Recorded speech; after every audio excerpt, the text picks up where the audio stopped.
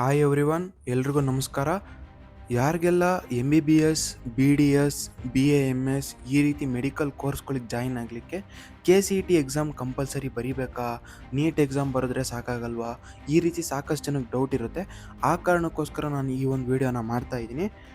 MBBS ಅಥವಾ ಈ ರೀತಿ ಮೆಡಿಕಲ್ ಕೋರ್ಸ್ಗಳಿಗೆ ಜಾಯಿನ್ ಆಗಲಿಕ್ಕೆ KCET ಎಕ್ಸಾಮ್ ಕಂಪಲ್ಸರಿ ಏನಿಲ್ಲ, ಆದರೆ ನೀವು ಕಂಪಲ್ಸರಿ ಬರೀರಿ. ಈ ಎಕ್ಸಾಮ್ ಬರೆಯೋದ್ರಿಂದ ನಿಮಗೆ ಏನೆಲ್ಲ ಹೆಲ್ಪ್ ಆಗುತ್ತೆ ಅಂತಂದರೆ, KCET ಅವರು ಅಂದರೆ KE ಅವರು ಕಂಬೈನ್ಡ್ ಕೌನ್ಸ್ಲಿಂಗ್ನ ನಡೆಸ್ತಾರೆ.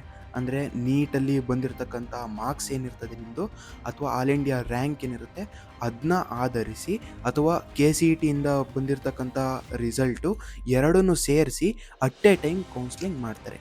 ಅಂದರೆ ಮೆಡಿಕಲ್ ಕೋರ್ಸ್ಗಳಿಗೂ ಇಂಜಿನಿಯರಿಂಗ್, ನರ್ಸಿಂಗ್ ಈ ರೀತಿ ಸಾಕಷ್ಟು ಕೋರ್ಸ್ ಇದಾವಲ್ಲ, ಅವೆಲ್ಲವನ್ನೂ ಸೇರಿಸಿ ಅಟ್ ಎ ಟೈಮ್ ಕೌನ್ಸ್ಲಿಂಗನ್ನು ಮಾಡೋದ್ರಿಂದ ನಿಮ್ಮ ಫಸ್ಟ್ ಪ್ರಿಯಾರಿಟಿ ಮೆಡಿಕಲ್ಲೇ ಆಗಿರ್ಬೋದು, BDS, BAMS ಈ ರೀತಿಯೇ ಆಗಿರ್ಬೋದು. ಆದರೂ ಸಹ ನೀವು ನೆಕ್ಸ್ಟ್ ಆಪ್ಷನ್ ಆಗಿ, ಅಂದರೆ ಇವಾಗ MBBS ಆ ರೀತಿ ಸೀಟ್ ನಿಮ್ಗೇನಾದ್ರು ಅಲಾಟ್ ಆಗಿಲ್ಲ ಅಂತಂದರೆ, ನೀವು ಬೇರೆ ಸೀಟ್ಸ್ಗಳನ್ನ, ಅಂದರೆ ಇಂಜಿನಿಯರಿಂಗ್ ಆಗಿರ್ಬೋದು, BAMS, BNYS ಈ ರೀತಿ ಬೇರೆ ಬೇರೆ ಕೋರ್ಸ್ಗಳಿಗೆ ನೀವು ಜಾಯಿನ್ ಆಗಲಿಕ್ಕೆ ಅಥವಾ ಸೀಟನ್ನು ಪಡ್ಕೊಳ್ಳಿಕ್ಕೆ ಅವಕಾಶ ಇರ್ತದೆ. ಆ ಕಾರಣಕ್ಕೋಸ್ಕರ ನೀವು 2 ಎಕ್ಸಾಮ್ಸ್ಗಳನ್ನ ಬರೀರಿ. ಈ 2 ಎಕ್ಸಾಮ್ ಬರೆಯೋದ್ರಿಂದ ಇಷ್ಟೆಲ್ಲ ಬೆನಿಫಿಟ್ಸ್ ಆಗುತ್ತೆ. ಈ ರೀತಿಯಾಗಿ ನಡೆಯುತ್ತೆ ಕೌನ್ಸ್ಲಿಂಗು. ಅದ್ರ ಕಂಪ್ಲೀಟಾಗಿ ಪ್ರೊಸೆಸ್ ಏನಿರ್ತದೆ ಅದನ್ನು ನೀವು ಯಾವುದೇ ರೀತಿ ಮಿಸ್ ಮಾಡ್ಕೊಂದಿಲ್ದಾಗೆ ಕೌನ್ಸ್ಲಿಂಗಿಗೆ ಅಟೆಂಡ್ ಆಗೋದಾಗಿರ್ಬೋದು, ಕಂಪ್ಲೀಟ್ ಪ್ರೊಸೆಸನ್ನು ನಾವು ವೀಡಿಯೋ ಮಾಡ್ತಾ ಎಕ್ಸ್ಪ್ಲೈನ್ ಮಾಡ್ತಾ ಹೋಗ್ತೀನಿ. ಆ ಕಾರಣಕ್ಕೋಸ್ಕರ ನಮ್ಮ ಚಾನಲ್ಲಿಗೆ ಇನ್ಯಾರ್ಯಾರು ಸಬ್ಸ್ಕ್ರೈಬ್ ಆಗಿಲ್ಲ, ಸಬ್ಸ್ಕ್ರೈಬ್ ಆಗಿ, ಮತ್ತು ವೀಡಿಯೋಗೊಂದು ಲೈಕ್ ಮಾಡಿ.